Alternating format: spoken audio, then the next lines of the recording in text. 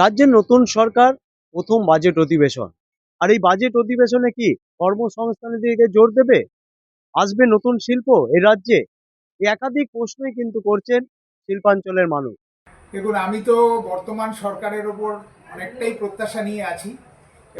আমাদের পশ্চিমবঙ্গে যে ছাত্রছাত্রীরা আছে তারা যেন এখানেই থাকে, তার জন্য কর্মসংস্থান হচ্ছে সবচেয়ে প্রথম দরকার। যে শিক্ষা শিক্ষা যেরকম আমাদের ভারতবর্ষে বা বিশেষ করে পশ্চিমবঙ্গে এককালে ছিল, আজকালকার দিনে আরও ভালো করতে হবে, এই প্রত্যাশা আমরা রাখি। আর 3 নম্বর হচ্ছে স্বাস্থ্য। এই তিনটে বিষয়ে যদি আমাদের সরকার ধ্যান দেন এবং সেখানে যদি কোনো কর্মসংস্থানই হোক আর ভালো শিক্ষাকেন্দ্র হোক, ভালো লোকজনের জন্য চিকিৎসা ভালো যদি হয়, তাহলে তারা নিশ্চয়ই এখান থেকে কোথাও যাবে না।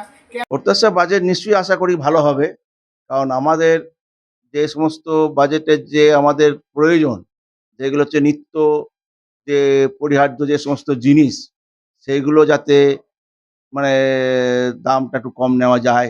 যে সমস্ত জিনিসের মূল্যবৃদ্ধি যেটা আছে সেটাতে মূল্যবৃদ্ধি কম হয়। ইন্টারেস্ট পাচ্ছি। ব্যাংকিং, ফিক্সড ডিপোজিট বা এমআইএস থেকে আমরা যে সমস্ত ইন্টারেস্ট পাচ্ছি, সেই ইন্টারেস্টগুলোও হার অনেক কম। সেগুলো যদি একটু বাড়াতে পারে খুব ভালো হয়।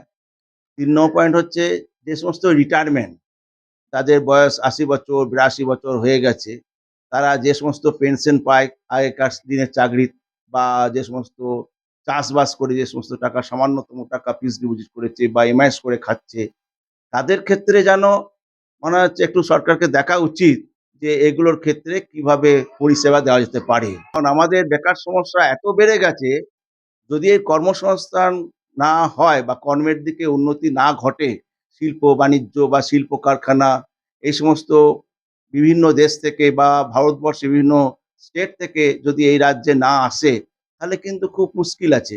তাই সরকারকে অনুরোধ করব যাতে বিভিন্ন রাজ্য থেকে বা বিভিন্ন দেশ থেকে যাতে এখানে শিল্পায়ন ভালো করে ঘটে বা শিল্পায়নের দিকে উন্নতি হয়, সেদিকে যেন লক্ষ্য রাখে। নতুন সরকার প্রথম যে বাজেট অধিবেশন, সেই বাজেট অধিবেশনে রাজ্যের মানুষের কাছে কি কি সুবিধা আনে, সেটাই এখন দেখার বিষয়। দুর্গাপুর থেকে সুভাষ দাস, সারা বাংলা দর্পণ।